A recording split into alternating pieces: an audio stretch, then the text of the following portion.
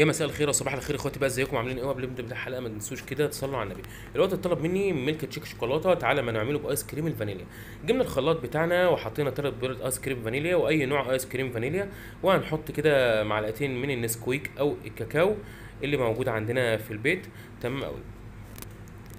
بعد كده هنقوم جايبين شويه صوص شوكولاته كده في معيار معلقتين من المعالق الكبيره اللي عندنا في البيت، ونحط كده معلقتين صوص شوكولاته، وننزل بربع كوبايه لبن او نص كوبايه لبن. لا نخليها نص كوبايه لبن.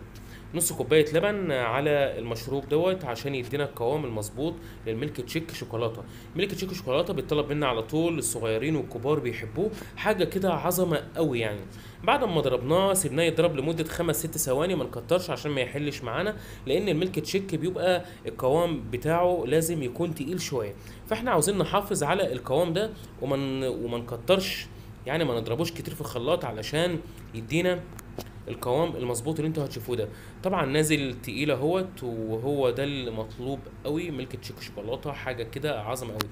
هو مدينا كده على فاتح، لكن هو مش فاتح، هو غامق شويه، يمكن عشان التصوير بس ما هوش ظابط. وباي كده جرنشه ممكن نزوق الكوبايه من فوق الوش بشويه صوص شوكولاته او شويه نسكويك او شويه كاكاو، اي حاجه عندنا نقدر نزوق بيها. وطبعا زي ما انتوا شفتوا هو نازل تقيل ومظبوط اهو. كان معاكم احمد الشناوي. وما اشتركش في القناه يا ريت تشتركوا بسرعه، وتعليقاتكم اللي بتزيدني شرف ومحبه.